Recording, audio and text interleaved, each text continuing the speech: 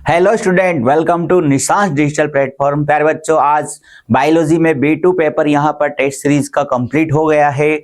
उम्मीद है आपने बहुत अच्छे ढंग से ये पेपर किया होगा। आइए, फिर भी अगर आपको कहीं पर कंफ्यूजन है तो यहाँ पर हम इसका सॉल्यूशन लेकर आए हैं। सबसे पहला जो ऑब्जेक्टिव क्वेश्चन है अपना बच्चों, वो है बहुविकल्पीय प्रश्न यहाँ पर आया है। यौनारंभ में पहली बार रजस्रवण कहलाता है मेनार्क, जिसे रजोदर्शन के नाम से भी जाना जाता है बच्चों। दूसरा, यहाँ पर वृषण की संरचनात्मक और क्रियात्मक इकाई होती है बच्चों। वृषण की संरचनात्मक और क्रियात्मक इकाई जो है वो शुक्रजनक नलिकाएं होती है। निम्न में से किसमें 23 गुणसूत्र होते हैं बच्चों? स्पर्मेटोगोनिया में क्या 23 गुणसूत्र होते हैं? नहीं होते हैं। युग्मनज में यहाँ पर गुणसूत्रों की संख्या दुगनी होती है, यानी कि 46। द्वितीय अंड कोशिका, बिल्कुल सही आंसर। यहाँ पर इसमें गुणसूत्रों की संख्या 23 होती है और युगोनियों में भी यहाँ पर जो है गुणसूत्रों की संख्या द्विगुणित होती है। तो इसमें राइट आंसर ये हो जाएगा बच्चों, मोरूला एवं एक विकासीय अवस्था है। युग्मनज और अंतरोपण के बाद की ये काफी डिटेल वाली अवस्था यहाँ पर देखिए। दूसरा ऑप्शन अंतरोपण से ठीक पहले युग्मनज और कोरक पुट्टी के बीच की अवस्था और कोरक पुट्टी और पोष कोरक के बीच की अवस्था। राइट आंसर सही है बच्चों। युग्मनज और कोरक पुट्टी के बीच 8 से 16 कोश की अवस्थाएं होती है, जिनको हम मोरूला के नाम से जानते हैं। एक पराग कोश में 28 पराग मात्र कोशिकाएं, तो इसमें बनने वाले पराग चतुष्क की संख्या बताइए बच्चों। जब एक पराग मात्र कोशिका विभाजन करती है तो एक पराग चतुष्क यहाँ पर बनता है। एक पराग चतुष्क में कितने लघु बीजाणु होते हैं बच्चों? 4 लघु बीजाणु यहाँ पर पाए जाते हैं। तो 4 लघु बीजाणु होते हैं, लेकिन चतुष्क कितने हैं बच्चों? चतुष्क यहाँ पर आपको एक ही दिखाई देगा, यानी कि एक पराग मात्र कोशिका से कितने चतुष्क बनते हैं? एक चतुष्क। तो यहां पर बताया गया है 28 पराग मात्र कोशिकाएं हैं, तो बनने वाले पराग चतुष्क की संख्या बताइए। तो बच्चों राइट आंसर है यहां पर 28, क्योंकि एक से एक ही चतुष्क बनता है। तो ध्यान रखना है आपको, यहां पर 28 पराग मात्र कोशिकाओं से 28 चतुष्क यहां पर बनेंगे। त्रिसंलयन के फलस्वरूप विकसित होता है। त्रिसंलयन के फलस्वरूप बच्चों भ्रूणपोष जो है यहां पर विकसित होता है। त्रिसंलयन बहुत ही अनोखी घटना है, एंजियोस्पर्म पादपों में पाई जाती है। निम्नलिखित में से परिभ्रूणपोष पाया जाता है। परिभ्रूणपोष ध्यान रखेगा अवशेष होता है चुकंदर में, इसको देखा गया है। राइट आंसर है बच्चों स।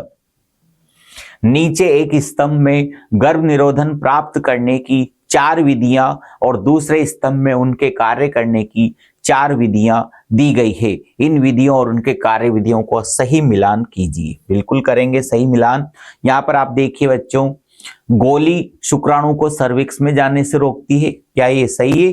कंडोम अंतरोपण को रोकता है। तो ये यहाँ पर इनका क्रम जो है वो डिस्टर्ब हो रहा है। आइए सबसे पहला क्रम देखते हैं। पहले में 3 यहाँ पर दे रखा है अ में, तो गोली अंडोत्सर्ग न होने देना। दूसरा है यहाँ पर दूसरे में 4 कंडोम का उपयोग बताना है। वीर्य में शुक्राणु का न होना, जो बिल्कुल यहाँ पर गलत है। हमें सारे ऑप्शन देखने की जरूरत नहीं है, कुछ ऑप्शन से ही हमें पता चल जाएगा। पहले में यहाँ पर 2 दे रखा है, यानी कि गोली जो है अंतरोपण को रोकती है। दूसरा देखिए, दूसरे में 3 कंडोम जो है अंडोत्सर्ग को नहीं होने देता है।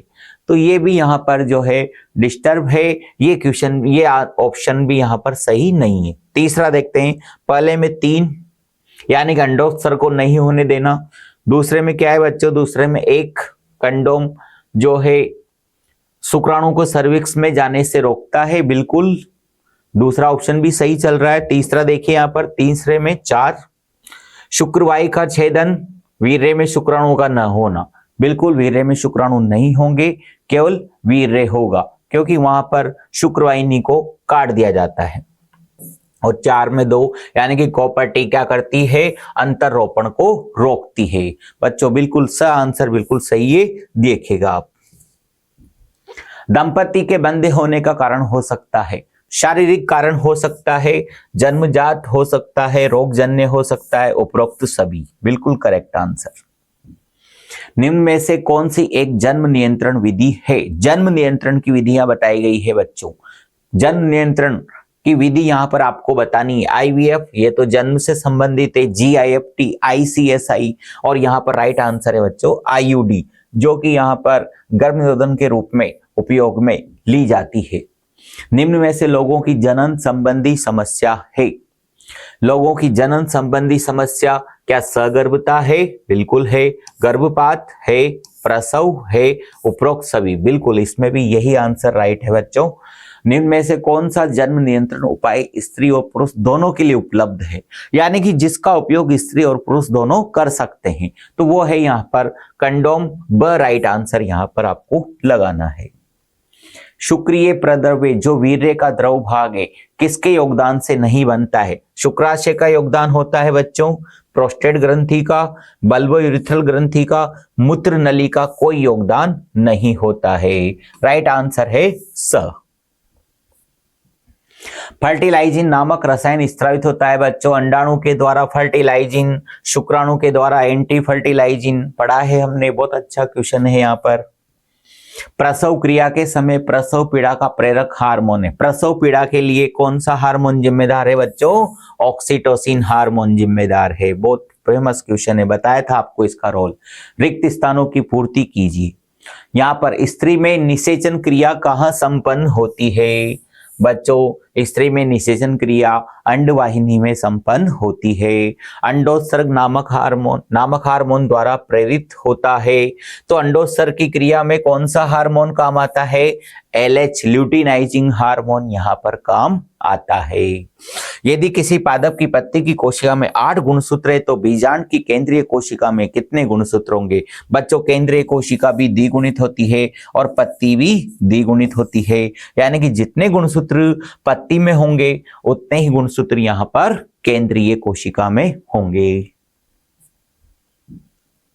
स्ट्रॉबेरी में फल का निर्माण अंडाशय के अतिरिक्त पुष्पासन भाग से होता है। बिल्कुल सही यहाँ पर राइट आंसर है बच्चों। पुष्पासन यानी कि थैलेमस जिसको कहा गया है, पुष्पासन से फल का निर्माण होता है। 2 वर्ष तक मुक्त या सुरक्षित सहवास के बाद भी गर्भाधान न हो पाने की स्थिति को बंध्यता कहते हैं, यानी कि बांझपन जिसको कहा गया है। अति लघुत्तरात्मक प्रश्न शुरू हो चुके हैं बच्चों। बहुत ही छोटे शब्दों में इसका आंसर हमें देना है। 100 प्राथमिक शुक्र कोशिका और 100 प्राथमिक अंड कोशिका से बनने वाले शुक्राणु और अंडाणु का अनुपात बताइए। बच्चों एक प्राथमिक शुक्र कोशिका से कितने शुक्राणु बनते हैं? 4, तो 100 से बनेंगे 400। एक प्राथमिक अंड कोशिका से बनते हैं 1 अंडाणु, तो 100 से बनेंगे 100 अंडाणु। अनुपात हो जाएगा 4:1। निम्न दर्शाई गई मानव की भ्रूण अवस्था का नाम लिखिए तथा इनमें अ व ब को पहचानिए। बिल्कुल यहाँ पर एक अवस्था दी गई है बच्चों। अ की अगर हम बात करते हैं बच्चों, तो अ यहाँ पर अंदर जो कोशिकाओं का समूह है उसे अंतर कोशिका समूह कहा जाता है। ब यहाँ पर जो बाउंड्री पर जो परिधि पर कोशिकाएं बता रखी है वो पोष कोरक यहाँ पर कहलाती है। पूरा चित्र अगर हम बात करें तो ये कोरक पुट्टी का चित्र है, ब्लास्टोसिस्ट जिसे कहा जाता है। मानव शुक्राणु का नामांकित चित्र बनाइए। बच्चों शुक्राणु का नामांकित चित्र आपको बनाना है। शुक्राणु की सारी संरचनाओं को यहाँ पर आपको बताना है। सबसे ऊपर सिर होता है, सिर के 2 भाग होते हैं बच्चों, केंद्रक और एक्रोसोम। फिर गर्दन, ग्रीवा जिसको कहा गया है, दूसरा मुख्य भाग होता है। तीसरा भाग जो है मध्य भाग होता है जिसमें माइटोकॉन्ड्रिया आपको दिखाई दे रहे होंगे। और लास्ट अंतिम भाग है वो पूंछ भाग होता है, जो यहाँ पर द्रव माध्यम में तैरने में और आगे बढ़ने में, गति करने में सहायक होता है। बच्चों शुक्र जनन एवं शुक्राणु जनन में अंतर बताइए। बहुत ही अच्छा क्वेश्चन है, बोर्ड की दृष्टि से बहुत अच्छा क्वेश्चन यहाँ पर आपके पेपर में आपको दिया गया है। उम्मीद है आपने बहुत अच्छे ढंग से इसको किया होगा। शुक्र जनन वृषण में अपरिपक्व नर धर्म कोशिकाओं द्वारा शुक्राणु के उत्पन्न करने की क्रिया को शुक्र जनन कहते हैं। बच्चों शुक्र जनन और शुक्राणु जनन में अंतर आपको बताना है। शुक्राणु जनन में आप देखेंगे कि जो स्पर्मेटिड या शुक्राणु प्रसूत जो बन चुके हैं वो आगे चलकर शुक्राणु में बदल जाते हैं। तो शुक्राणु पूर्वी का या स्पर्मेटिड का शुक्राणु में बदलना क्या कहलाता है बच्चों? उसे शुक्राणु जनन के नाम से, स्पर्मियोजेनेसिस के नाम से उसको कहा जाता है। ये स्पर्मेटोजेनेसिस, ये स्पर्मियोजेनेसिस। बहुत अच्छा क्वेश्चन है। परागण किसे कहते हैं? इसके प्रकारों के नाम लिखिए बच्चों। परागकण जो है पराग कोश से स्त्री केसर के वर्तिकाग्र तक पहुंच जाते हैं, इस क्रिया को परागण कहते हैं। पराग कोश फटता है, परागकण मुक्त होते हैं और वो जो स्त्री केसर है उसकी जो वर्तिकाग्र है, उस वर्तिकाग्र तक जो प्लेट नुमा भाग है वहां तक पहुंच जाते हैं। इस क्रिया को बच्चों क्या कहते हैं? परागण कहते हैं। बहुत अच्छे ढंग से समझा था आपने क्लास में, ऑफलाइन क्लास में। और यहाँ पर देखिए स्वयुग्मन और इसके प्रकारों को आपको बताना है। स्वयुग्मन, सजात पुष्पी परागण और पर निषेचन। बच्चों स्वयुग्मन में आप जानते हो पुष्प चेंज नहीं होता है, एक पुष्प के परागकण उसी पुष्प की वर्तिकाग्र पर पहुंच जाते हैं। सजात पुष्पी परागण में फूल चेंज हो जाता है लेकिन पादप वही रहता है, यानी कि एक पुष्प के परागकण उसी पादप के किसी दूसरे पुष्प की वर्तिकाग्र पर पहुंच जाते हैं। और तीसरी विधि बताई थी परनिषेचन, जिसमें पुष्प भी बदल जाता है बच्चों और पादप भी बदल जाता है, तो उसे हम परनिषेचन के नाम से जानते हैं। लघु बीजाणुधानी और गुरु बीजाणुधानी में अंतर बताइए। बिल्कुल बहुत अच्छा क्वेश्चन है बच्चों। लघु बीजाणुधानी आपको याद होनी चाहिए, जो पराग कोश होता है उस पराग कोश के जो 4 कोने होते हैं, उन चारों कोनों पर 4 लघु बीजाणुधानियां पाई जाती है। लघु बीजाणुधानियों के अंदर लघु बीजाणु बनते हैं। लघु बीजाणु जनन की क्रिया के द्वारा लघु बीजाणु जो आगे चलकर परागकण के रूप में बदल जाते हैं, उन्हीं का निर्माण यहाँ पर होता है। गुरु बीजाणुधानी की बात करें हम, गुरु बीजाणुधानी किसे कहते हैं बच्चों? जो गुरु बीजाणुधानी यहाँ पर आप देखेंगे, जो अंडाशय होता है बच्चों, अंडाशय के अंदर बीजांड आपने देखा है, उस बीजांड को ही यहाँ पर गुरु बीजाणुधानी कहा गया है, जो आगे चलकर बीज का निर्माण कर लेता है। बच्चों बीजांड ही क्या बन जाता है बच्चों? आगे चलकर बीज में बदल जाता है। ध्यान रखिएगा यहाँ पर गुरु बीजाणुधानी अपरा से उत्पन्न होने वाली, अपरा यहाँ पर बोला गया है प्लेसेंटा को, तो उससे उत्पन्न होने वाली दीर्घ गुरु बीजाणुधानी सामान्यतः बीजांड कहलाती है और बीजांड का नाम ही यहाँ पर गुरु बीजाणुधानी होता है। निषेचन पश्य संरचनाओं के नाम लिखिए। निषेचन पश्य घटनाएं, बहुत अच्छा क्वेश्चन है बच्चों, पहले भी यहाँ पर बोर्ड में पूछा जा चुका है। आपको यहाँ पर बताया गया है कि निषेचन पश्य घटना में क्या क्या संरचनाएं पादप के अंदर बन सकती है। सबसे पहली बात, भ्रूणपोष बनेगा, फिर वो भ्रूण को पोषण देगा। तो 2 घटनाएं तो बच्चों ये हो गई, भ्रूणपोष और भ्रूण का निर्माण। 2 घटनाएं, बीज, बीज के बाद क्या बन गया? फल। बिल्कुल क्रम से यहाँ पर आपको विधियों के नाम बताने हैं। तो ये 4 संरचनाएं बन सकती है निषेचन पश्य घटना के अंदर। गर्भ निरोधक को परिभाषित कीजिए तथा किन्हीं 3 गर्भ निरोधकों के नाम लिखिए। गर्भ निरोधक बच्चों क्या होते हैं? गर्भ निरोधक जो आप जानते हो कि शुक्राणु और अंडाणु के संयोग को जो रोकते हैं, जिससे मादा में गर्भ धारण की क्रिया नहीं हो पाती, उन्हें हम गर्भ निरोधक के नाम से जानते हैं। गर्भ निरोधन, गर्भ धारण को रोकना इनका मुख्य कार्य है। ठीक है। अब यहां पर पूछा गया है किन्हीं 3 गर्भ निरोधकों के नाम लिखिए। बिल्कुल रोध, जिसको बैरियर के नाम से जाना जाता है, कंडोम, फेमिडोम, गर्भाशय ग्रीवा टोपी, ये सब रोध आपने पढ़ रखे हैं। अंतः गर्भाशय युक्तियां बच्चों आईयूडी के नाम से जो फेमस है।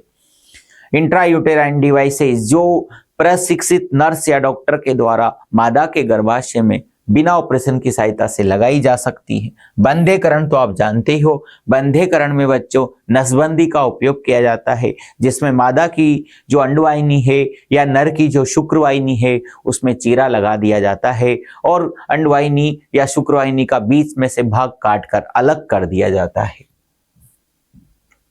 बच्चों मादा के अंडाशय की आरेखी काट का चित्र बनाइए। आरेखी काट यहाँ पर आपको बताई गई है बच्चों, ध्यान से देखिएगा। रुधिर वाहिकाएं अंडाशय में होती है। किस तरह एक जो है अंड पुट्टिका यहाँ पर विकसित होती हुई आपको दिखाई दे रही होगी बच्चों, बिल्कुल। इसके बाद आप देखना यहाँ पर बच्चों धीरे धीरे यहाँ पर ये विकास कर रही है इस तरह का विकास यहाँ पर दिख रहा है। ग्राफेन पुटक आपको अंत में दिख जाएगा। ग्राफेन पुटक अंडाशय की सतह पर आता है और यहाँ पर वो फट जाता है और अंडाणु को मुक्त कर देता है। कार्पस लूटियम यानी कि फटा हुआ जो ग्राफेन पुटक है वो अपनी मरम्मत करता हुआ यहाँ पर आपको दिखाई दे रहा होगा और अंत में एक ग्रंथि का रूप ले लेता है जिसे कार्पस ल्यूटियम या पीत पिंड के नाम से जाना जाता है। बच्चों, इसके द्वारा प्रोजेस्टेरोन हार्मोन अत्यधिक मात्रा में स्रावित किया जाता है और ये प्रोजेस्टेरोन हार्मोन जो है गर्भावस्था को बनाए रखने में सहायता करता है। अंडोत्सर्ग और आर्तव चक्र को परिभाषित कीजिए। अंडोत्सर्ग अब क्या होगा बच्चों, अभी जस्ट हमने चित्र देखा था अंडाशय का, तो अंडाशय में जो पुट्टिकाएं होती है, अंड पुट्टिकाएं, वो फाइनली अपने अंदर ग्राफेन पुटक का निर्माण कर लेती है और ग्राफेन पुटक के अंदर सुविकसित अंडाणु होता है जो द्वितीयक अंड कोशिका के रूप में पाया जाता है। बच्चों, ये ग्राफेन पुटक क्या करेगा, ये ग्राफेन पुटक अंडाशय की सतह पर जाएगा और फट जाएगा और अंडाणु जिसको हम द्वितीयक अंड कोशिका के नाम से जानते हैं वो यहाँ पर मुक्त हो जाती है। इस क्रिया को अंडोत्सर्ग के नाम से जाना जाता है। आर्तव चक्र को परिभाषित कीजिए। बिल्कुल, एक रजोधर्म से दूसरे रजोधर्म के बीच की जो घटनाओं का जो चक्र है उसको आर्तव चक्र कहते हैं। सामान्य परिभाषा देखिए, मादा प्राइमेट्स यानी कि बंदर है, मानव है और कॉफी है, इनकी जो मादाएं होती है उन मादाओं में पाए जाने वाले जनन चक्र को आर्तव चक्र एमसी पीरियड के नाम से जाना जाता है। अंडाणु का अभिगमन निषेचन डिंब वाहिनी नली से होकर अंतरोपण क्रिया का चित्र बनाइए। बच्चों, यहाँ पर लग रहा है आपको कि 3-4 चित्र बनेंगे, लेकिन यहाँ पर छोटे छोटे चित्रों का एक समूह बन चुका है। यहाँ पर देखिए पूरा अभिगमन, यहाँ पर ABCDEFGH स्टेज में आपको पूरा चित्र यहाँ पर कंप्लीट करना है। कहाँ पर कौन सी अवस्था है ये भी आपको हाईलाइट करके यहाँ पर बताई गई है। बच्चों, अगर आप देखेंगे यहाँ पर अंडाणु अब युग्मनज में बदलने जा रहा है और ये युग्मनज कंप्लीट यहाँ पर बन जाता है। युग्मनज के बाद कोशिकाओं का लगातार विभाजन होता है जिसको विदलन क्रिया कहते हैं। विदलन क्रिया के फलस्वरूप 8 से 16 कोशिकाओं वाली अवस्था बन गई, मोरूला या तूतक कहते हैं। कोरक पुट्टी बन गई बच्चों, 32 कोश की संरचना कोरक पुट्टी हो गई। फिर उसमें पोष कोरक और फिर यहाँ पर अंतर कोशिका समूह बन जाएंगे। फाइनली ये कोरक पुट्टी गर्भाशय की दीवार से चिपक जाएगी। चिकित्सकीय सगर्भता समापन और जनन मार्ग संक्रमण को समझाइए। बिल्कुल समझाएंगे। चिकित्सकीय सगर्भता समापन एमटीपी के नाम से जाना जाता है बच्चों। गर्भावस्था पूरी होने से पहले जानबूझकर या स्वैच्छिक रूप से गर्भ के समापन को प्रेरित गर्भपात या चिकित्सकीय सगर्भता समापन कहते हैं। MTP medical termination of pregnancy के नाम से इसको जाना जाता है। जनन मार्ग संक्रमण का मतलब होता है बच्चों, तो जो जनन मार्ग होता है उसमें जीवाणु द्वारा, बैक्टीरिया द्वारा इन्फेक्शन हो जाता है। यौन क्रिया इसका मुख्य साधन है। कोई भी रोग या संक्रमण जो मैथुन क्रिया द्वारा संचारित होते हैं उन्हें सामूहिक तौर पर यौन संचारित रोग, एसटीडी, रतिज रोग, वीडी विनेरियल डिजीज, जनन मार्ग संक्रमण, आरटीआई, तो ये इतने नामों से यहां पर इसको जाना जाता है। सहायक जनन प्रौद्योगिकी क्या है, इसमें संबंधित जीएफटी, जेडआईएफटी और जीआईएफटी को स्पष्ट कीजिए। बिल्कुल स्पष्ट करेंगे बच्चों। देखिए यहाँ पर तो सहायक जनन प्रौद्योगिकी है क्या बच्चों, जो दंपति यहाँ पर संतान उत्पन्न नहीं कर पा रहे हैं, जिनमें बंध्यता या बांझपन आ चुका है, उस बंध्यता को हटाने के लिए एआरटी विधि का उपयोग किया जाता है, जिससे उनमें संतान उत्पन्न करने की क्षमता प्रकट हो जाती है बच्चों। एआरटी से संबंधित 2 विधियां यहाँ पर बताई गई है।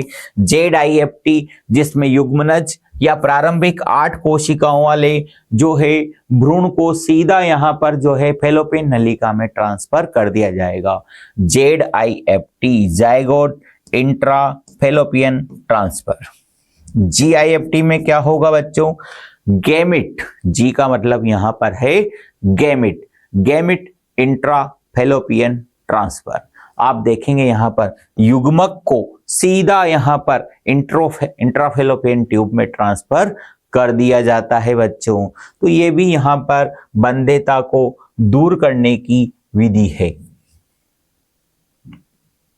बंध्यकरण किसे कहते हैं? एक स्थायी गर्भनिरोधक का नाम लिखते हुए इसे केवल चित्र से दर्शाइए। बिल्कुल उन लोगों के लिए सुझाई जाती है बंध्यकरण जिन्हें परमानेंट जो है यहाँ पर संतान नहीं चाहिए, यानी कि स्थायी गर्भनिरोधक के रूप में इसको जाना जाता है बंध्यकरण को। एक स्थायी गर्भनिरोधक का चित्र यहाँ पर आपके सामने बना रखा है बच्चों, ध्यान से देखिए। ये यहाँ पर आपने देखा कि यहाँ पर शुक्र वाहिका को बीच में से काट रखा है। शुक्र वाहिका को इस तरह बीच में से काट देते हैं बच्चों कि उसका बीच वाला भाग गायब हो जाता है, हटा दिया जाता है और बचे हुए भागों को आपस में बांध दिया जाता है, जिससे शुक्राणु जनन मार्ग तक नहीं पहुंच पाते हैं। बहुत अच्छे डायग्राम, आपने इस डायग्राम की प्रैक्टिस भी कर रखी है बच्चों। ये डायग्राम चैप्टर नंबर 2 में भी है, लेकिन 3 और 2 में यहाँ पर यह अंतर आ गया बच्चों कि ये जो काटने का जो बता रखा है यहाँ पर, अगर इसको काटा जा रहा है तो ये चैप्टर नंबर 3 का बन गया, अगर ये पूरा है तो ये चैप्टर नंबर 2 में काउंट हो जाएगा। उल्बवेधन किसे कहते हैं? जनन स्वास्थ्य से संबंधित प्राकृतिक गर्भनिरोधक विधियों के नाम लिखिए। उल्बवेधन बच्चों बहुत ही इंपॉर्टेंट यहाँ पर आपको जानने की जरूरत है, क्योंकि आजकल इसका दुरुपयोग बहुत ज्यादा मात्रा में हो रहा है बच्चों। इसमें क्या होता है कि जो गर्भावस्था होती है, उस गर्भावस्था में जो मादा की एमनियोन गुहा होती है, उस एमनियोन गुहा से क्या निकाल लिया जाता है बच्चों? एमनियोटिक द्रव, यानी कि उल्ब तरल निकाल लिया जाता है। और बच्चों इसका मुख्य जो उपयोग किया जाता था बच्चों, वो किया जाता था यहाँ पर कोई रोग का पता लगाने के लिए कि संतान, होने वाली संतान में कोई रोग तो नहीं है। लेकिन आजकल इस तकनीक का बहुत ही दुरुपयोग हो रहा है बच्चों। आजकल इस तकनीक का उपयोग कि होने वाली संतान नर है या मादा है, यानी कि उसके लिंग का निर्धारण करने में इस तकनीक का उपयोग किया जाता है, जिससे पता चलता है कि वो लिंग निर्धारण की एक विधि है। और इस विधि के द्वारा अब इस विधि पर प्रतिबंध लगा दिया गया है, तो उसे उल्बवेधन कहते हैं। जनन स्वास्थ्य संबंधित प्राकृतिक विधियां, आवधिक संयम बताया था आपको, दूसरी विधि है बाह्य स्खलन और तीसरी है स्तनपान अनार्तव। शुक्र जनन नलिका अथवा वृषण अनुप्रस्थ काट का आरेखी चित्र बनाइए। बिल्कुल अंतराली कोशिकाएं यहाँ पर बताई गई है, वृषण की आंतरिक संरचना आपको बताई थी। ये आपको एक बात और ध्यान रखनी है बच्चों कि ये जो डायग्राम है ये आपके प्रैक्टिकल में भी कंप्लीट दिया हुआ है। आपके सामने इस तरह की स्लाइड बनाई जाएगी, स्लाइड दिखाई जाएगी आपको वो स्लाइड पहले तो पहचाननी है और फिर उसका डायग्राम बनाना है। बच्चों इस डायग्राम की प्रैक्टिस हम कर चुके हैं। यहाँ पर ये वृषण पालियां हैं, उन वृषण पालियों के अंदर किस तरह शुक्राणु, स्पर्मेटोगोनिया, अंतराली कोशिकाएं कहाँ कहाँ पर होती है, ये सारा आपको बताया गया है। बहुत अच्छे ढंग से हमने इस चित्र की, डायग्राम की प्रैक्टिस की हुई है। अथवा में दूसरा क्वेश्चन चालू हो चुका है। स्त्री जनन तंत्र का नामांकित चित्र बनाइए तथा इससे संबंधित गर्भाशय की संरचना को लिखिए। बिल्कुल लिखेंगे। स्त्री जनन तंत्र का नामांकित चित्र तो आपने प्रैक्टिस में बनाए रखा है, पहले भी आपको बताया गया है किस तरह गर्भाशय जो यहाँ पर नाशपति की आकृति की संरचना में दिख रहा होगा, पतली नलिका आपको दिख रही है बच्चों अंडवाहिनी के रूप में, अंडाशय दिख रहे हैं आपको यहाँ पर, ये अंडाशय हैं, और ये लास्ट में जो है गर्भाशय, ग्रीवा नाल और योनि भाग आपको दिखाई दे रहा है यहाँ पर। इससे संबंधित गर्भाशय की संरचना आपको बतानी है बच्चों। गर्भाशय की संरचना में ध्यान रखिएगा, गर्भाशय बता रखा है तो आपको बच्चादानी या उम्बी जिसे कहा जाता है। गर्भाशय का आकार उल्टी नाशपति के समान होता है। नाशपति बच्चों ध्यान रखिएगा, अगर आप सीधी नाशपति देखते हैं तो उसका ऊपरी सिरा तो आपको पतला दिखाई देगा और नीचे का सिरा चौड़ा दिखाई देगा। अगर उसी नाशपाती को आप उल्टी कर देते हैं यानी कि अपोजिट कर देते हैं तो नीचे वाला भाग तो आपको पतला दिखाई देगा और ऊपर वाला भाग आपको चौड़ा दिखाई देगा। बिल्कुल गर्भाशय भी इसी तरह की संरचना में आपको दिखाई देगा। नीचे वाला भाग तो सकरा, ऊपर वाला भाग चौड़ा दिखाई देगा। यह श्रोणि भित्ति से स्नायु द्वारा जुड़ा रहता है। गर्भाशय एक पतली ग्रीवा द्वारा योनि में खुलता है और ग्रीवा की गुहा को ग्रीवा नाल कहते हैं, जो योनि के साथ मिलकर जन्म नाल या बर्थ के नाल के रूप में पाई जाती है। और इसमें 3 परतें पाई जाती है बच्चों, ध्यान रखिएगा। सबसे पहली परत परिगर्भाशय पेरीमेट्रियम के नाम से जिसको जाना जाता है। मध्य स्तर को मायोमेट्रियम के नाम से जानते हैं और सबसे भीतरी स्तर जो एंडोमेट्रियम होता है वो यहाँ पर सबसे मुख्य माना गया है, क्योंकि भ्रूण जो है इसी से आकर जुड़ता है। आर्तव चक्र के समय जितने भी परिवर्तन होते हैं, चक्रीय परिवर्तन, वो सब भी एंडोमेट्रियम के अंतर्गत ही पाए जाते हैं। बहुत इंपॉर्टेंट बात बताई थी आपको। गैमेटोजेनेसिस किसे कहते हैं? मानव में इससे संबंधित शुक्राणु का निर्माण करने की क्रिया का नाम लिखिए तथा इससे संबंधित क्रिया को रेखा चित्र बनाते हुए इसकी अवस्थाओं को समझाइए। बहुत अच्छा क्वेश्चन है बच्चों। गैमेटोजेनेसिस, जिसको युग्मक जनन के नाम से भी जाना जाता है। बच्चों, क्या होता है युग्मक जनन? युग्मक जनन में आप देखेंगे कि ये जो शुक्राणु और अंडाणु का निर्माण होता है, इन युग्मकों के निर्माण की क्रिया को ही गैमेटोजेनेसिस कहते हैं। मानव में इससे संबंधित शुक्राणु का निर्माण करने की क्रिया लिखिए। बच्चों, मानव में इससे संबंधित शुक्राणु का जो निर्माण हो रहा है उसको शुक्र जनन के नाम से जाना जाता है।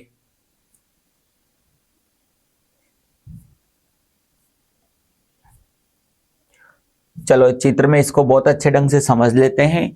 शुक्र जनन की क्रिया में 3 अवस्थाएं होती है बच्चों। सबसे अगर इसको नॉर्मली अवस्था में देखा जाए तो पहले तो शुक्राणु पूर्वी बनेगी। शुक्राणु पूर्वी के बाद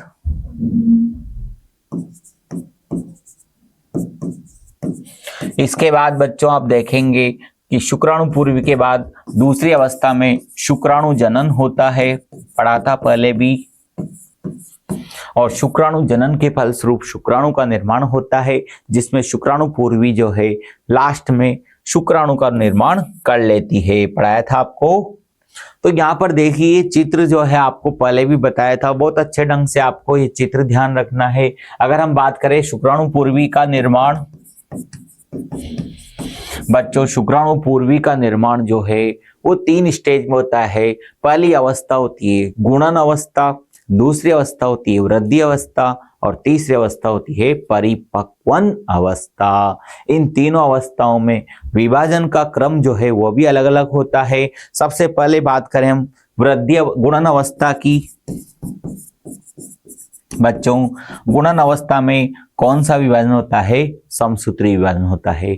क्या बन जाती है बच्चों? यहाँ पर बन जाती है अनेक शुक्र जनन कोशिका, शुक्राणु जनन कोशिका, स्पर्मेटोगोनिया जिनको कहा जाता है।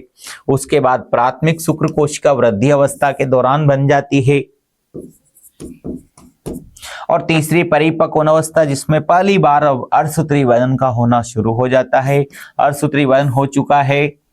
फिर द्वितीय अर्धसूत्री विभाजन, फलस्वरूप क्या बनती हुई दिख रही है? शुक्राणु पूर्वी। पढ़ा था हमने स्टेप बाय स्टेप। उम्मीद है आपने बहुत अच्छे ढंग से इसको कर दिया होगा। नर जनन तंत्र का नामांकित चित्र बनाइए तथा इससे संबंधित नर जनन तंत्र के प्राथमिक अंग का नाम लिखते हुए नर के प्राथमिक जनन अंग की आंतरिक संरचना को समझाइए। बच्चों बताया था आपको इस तरह के क्वेश्चन बोर्ड में अक्सर पूछे जाते हैं, निबंधात्मक के रूप में भी ये पूछ लिए जाते हैं।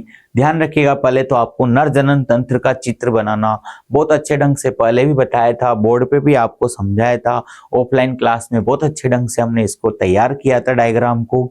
आइए सबसे पहले बात करते हैं नर जनन तंत्र के प्राथमिक अंग का। प्राथमिक अंग का नाम बच्चों होता है वृषण। नर के प्राथमिक जनन अंग माने गए हैं। प्राथमिक का मतलब आपको मैं बता दूं, प्राथमिक का मतलब होता है बच्चों यहाँ पर मुख्य अंग। नर जनन तंत्र की बात करते हैं तो वृषण जो है यहाँ पर मुख्य जनन अंग माने गए हैं। आइए इसकी आंतरिक संरचना को समझते हैं। तो बात चल रही है वृषण की आंतरिक संरचना की। बच्चों सबसे पहले तो इसमें शुक्रजनक नलिकाएं पाई जाती है, वृषण पालियां पाई जाती है। वृषण पालियों के अंदर, पालियां मतलब चेंबर, कोष्ठ, और वृषण पालियों के अंदर शुक्रजनक नलिकाएं, सेमिनिफेरस ट्यूब जिनको कहा जाता है, ये पाई जाती है बच्चों। और यही यहाँ पर संरचनात्मक और क्रियात्मक इकाई मानी गई है। बच्चों आपने देखा यहाँ पर इनके अंदर की संरचना को, अंदर के भाग को अगर हम देखें तो वहां पर दो प्रकार की कोशिकाएं पाई जाती है। नर जर्म कोशिका जिसको स्पर्मेटोगोनिया कहते हैं, और दूसरी है सर्टोली कोशिका। बच्चों स्पर्मेटोगोनिया यहाँ पर आप जानते हो विभाजन करेगी और शुक्राणुओं का निर्माण करेगी, तो फिर सर्टोली कोशिका क्या करेगी? बच्चों सर्टोली कोशिका यहाँ पर पोषण से संबंधित कार्य करती है। ये जो शुक्राणु बनते हैं उनको पोषण देने की जिम्मेदारी किनकी है बच्चों? यहाँ पर सर्टोली कोशिकाओं की। शुक्रजनन नलिकाओं के बाहरी क्षेत्र में यहाँ पर अंतराली कोशिकाएं, इंटरस्टिशियल स्पेस जिसको कहा गया है, वो पाई जाती है। और ये कोशिकाएं लीडिंग कोशिकाएं भी कहलाती है, जो एंड्रोजन हार्मोन जिसको टेस्टोस्टेरोन हार्मोन के नाम से भी जाना जाता है, उस हार्मोन का ये स्त्रावण करती है, जो शुक्र जनन की क्रिया। और यहाँ पर जो द्वितीय गौण लैंगिक लक्षण होते हैं नर के द्वितीय गौण लैंगिक लक्षण बच्चों जो टेस्टोस्टेरोन हार्मोन के द्वारा नियंत्रित किए जाते हैं, दाढ़ी मूंछों का आना, प्लस यहाँ पर आवाज का भारी होना, शरीर पर रोम का अधिक पाया जाना, ये सब द्वितीय गौण लैंगिक लक्षण होते हैं पुरुष के।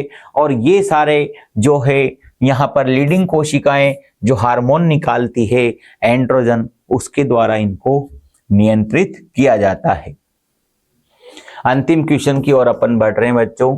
एक निषेचित भ्रूणकोश युग्मनज तथा प्राथमिक भ्रूणपोष केंद्रक को दर्शाता हुआ चित्र बनाइए तथा इससे संबंधित द्विबीजपत्री पादपों में भ्रूण के विकास के चरण को समझाइए। बिल्कुल समझाएंगे। सबसे पहले हम बात करें, एक निषेचित भ्रूणकोश युग्मनज और प्राथमिक भ्रूणपोष केंद्र को दर्शाता हुआ एक चित्र बना हुआ है यहाँ पर, और द्विबीजपत्री पादपों में भ्रूण का विकास परिवर्तन समझाना है बच्चों। ध्यान रखिएगा, चाहे एक बीजपत्री पादप हो या द्विबीजपत्री पादप, प्रारंभिक अवस्था बिल्कुल उनकी समान होती है, थोड़ा सा अंतर यहाँ पर आपको आता जाएगा। युग्मनज प्राक भ्रूण के रूप में वृद्धि करता है। प्राक का मतलब होता है बच्चों प्रारंभिक भ्रूण के रूप में वृद्धि करता है। इसके साथ ही ये गोलाकार, हृदयाकार और अंत में परिपक्व भ्रूण के रूप में बदल जाता है। एक प्रारूपी द्विबीजपत्री भ्रूण में बच्चों एक भ्रूणीय अक्ष का मतलब मुख्य भाग और दो बीजपत्र आपको दिखाई देंगे, तो दो बीजपत्रों सहित भ्रूण आपको दिखाई देगा। बीजपत्र स्तर से ऊपर भ्रूणीय अक्ष की प्रोटीन को, ऊपर वाली प्रोटीन को बीजपत्रोपरिक और भ्रूणीय अक्ष के नीचे वाली प्रोटीन को बीजपत्राधार के नाम से जाना जाता है बच्चों। जो एक भाग तो परांकुर के रूप में और एक भाग मूलांकुर के रूप में समाप्त हो जाएगा। इधर आपके सामने बताया गया है कि निषेचन के बाद भ्रूणपोष कैसा दिखता है बच्चों। निषेचन के बाद भ्रूणपोष इस तरह का दिखाई देता है। सहायक कोशिकाएं धीरे धीरे नष्ट हो जाती है और यहां पर आप देखेंगे जो केंद्रीय कोशिका है वो केंद्रीय कोशिका भ्रूणपोष कोशिका में बदल जाती है। इधर अगर हम बात करें प्रतिव्यासांत या एंटीपोडल कोशिकाओं की, एंटीपोडल कोशिकाएं भी धीरे धीरे नष्ट होना शुरू कर देती है। अथवा में दूसरा क्वेश्चन दिया गया था, आपने किस तरह इसको सोल्व किया है? ऊपर वाला क्वेश्चन पहले सोल्व किया है या दोनों में से जो भी आपको लग रहा हो ज्यादा बेटर तरीके से कौन सा क्वेश्चन सोल्व किया है? आइए देखते हैं। अथवा में दूसरा क्वेश्चन, निम्न को स्पष्ट कीजिए, भ्रूणपोष और इसके प्रकार। बिल्कुल, भ्रूणपोष और इसके प्रकार। प्राथमिक भ्रूणपोष कोशिका ही आगे चलकर त्रिगुणित भ्रूणपोष उत्तक की रचना करती है और इसमें खाद्य सामग्री भरी होती है और ये पोषण से संबंधित कार्य करती है। दो प्रकार के भ्रूणपोष बताए गए हैं, मुक्त केंद्र के भ्रूणपोष बच्चों और कोशिकीय भ्रूणपोष यहाँ पर आपके सामने है। अगला क्वेश्चन, असंजनन और बहुभ्रूणता। बिल्कुल बच्चों, असंजनन का मतलब नहीं मिलना, जिसमें यहाँ पर नर और मादा युग्मक नहीं मिल पाते हैं, फिर भी क्या बन जाता है बच्चों, बीज का निर्माण हो जाता है।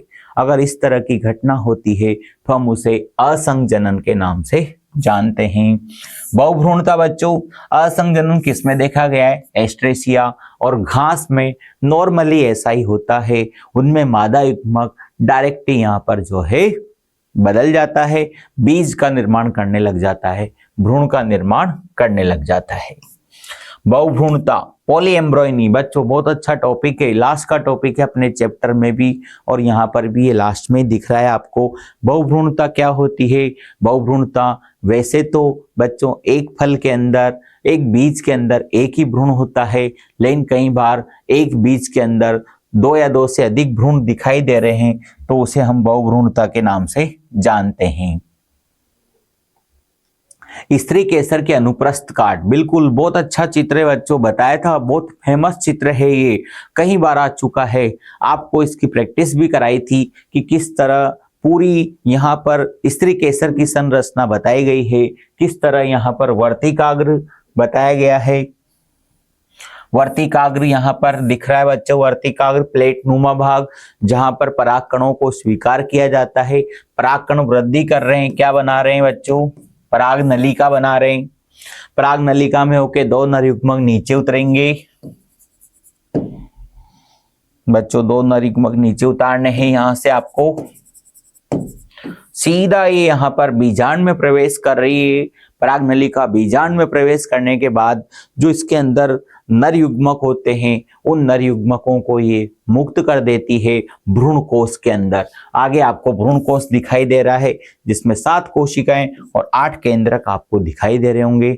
तो पूरा यहाँ पर चित्र, कंप्लीट चित्र आपके सामने बना हुआ है। एमोर्फोफेलस का लंबोत्तर पुष्प, बहुत अच्छा क्वेश्चन है बच्चों। एमोर्फोफेलस और युक्का पादप के बीच एक सहसंबंध यहाँ पर बताया गया है कि ये जो एमोर्फोफेलस पुष्प जो होता है और जो कीट होता है, शलभ कीट या कीट यहाँ पर बोला गया है, इनमें किस तरह का संबंध है परागण के लिए। बच्चों ये फ्लावर बहुत ही ऊंचा होता है जमीन से, 5 से 6 फीट की यहाँ पर ऊंचाई पर ये होता है बच्चों, और इसमें जाने का प्रयास जो है वो एक कीट द्वारा होता है। वो कीट क्यों इस फूल के अंदर जाता है, ताकि वो अपने अंडे सुरक्षित स्थान पर रख सके। अंडे सुरक्षित होंगे तो आगे का उनका जीवन भी सुरक्षित होगा, उसमें से जो लार्वा निकलेगा वो भी सुरक्षित रहेगा। बच्चों यहाँ पर कीट को तो ये बेनिफिट हो गया, लेकिन अगर हम बात करते हैं फ्लावर की, तो फ्लावर में उस कीट ने क्या कर दिया, परागण कर दिया। बच्चों किस तरह दोनों एक दूसरे से अटैच है या नहीं है, बिल्कुल अटैच है। पराग स्त्री केसर संकर्षण क्रिया, लास्ट क्वेश्चन आ चुका है बच्चों। पराग स्त्री केसर संकर्षण क्रिया किसे कहते हैं? ये यहाँ पर एक प्रकार का इंट्रोडक्शन होता है। क्या जो परागकण वर्तिकाग्र पर आया है, क्या वो वर्तिकाग्र पर जो परागकण पहुंचा है, क्या वो सही है? उसकी पहचान होना जरूरी है बच्चों। कहीं वो दूसरे पादप का परागकण तो नहीं आ गया, क्योंकि मोस्टली कोई परागकण, कोई कीट परागकण को ला सकता है दूसरे पादप से। अगर वो दूसरे पादप से लाता है तो वो परागकण अलग जाति के पादप पर आ जाता है, तो वो किसी काम का यहाँ पर नहीं माना जाता। तो बच्चों यहाँ पर ध्यान रखिएगा, यही बात आपको ध्यान रखनी है। उस परागकण की क्या करनी होती है, पहचान करनी होती है। इसके बाद अगर वो सही है या गलत है, ये सारी चीजें पराग स्त्री केसर संकर्षण के अंतर्गत बताई जाती है। कहां से कहां तक की क्रिया को इसमें सम्मिलित किया गया है। परागकण वर्तिकाग्र पर पहुंच गया, उसके बाद वो वहां पर आने के बाद उसकी पहचान की जाएगी, उसके बाद ही आगे का कार्य संभव होगा। बच्चों इस तरह पूरा पेपर हमने यहाँ पर सोल्व कर लिया है। उम्मीद है आपने पेपर मेरे से पहले कर चुके हो आप, और यहाँ पर सारे क्वेश्चन आपके सही हैं। देखिए अगर फिर भी कोई क्वेश्चन गलत रह जाता है तो आप यहाँ पर वीडियो सॉल्यूशन के माध्यम से समझ सकते हैं। निशांस ऐप में यहाँ पर सारे जो भी जितने भी पेपर होंगे बच्चों, उनको बहुत अच्छे ढंग से समझाया जा रहा है। अब आपके लिए यहाँ पर बोर्ड की तैयारी करना और भी आसान हो गया है। जुड़े रहिए आप निशांस के साथ, निशांस से तो आपकी सफलता निश्चित है।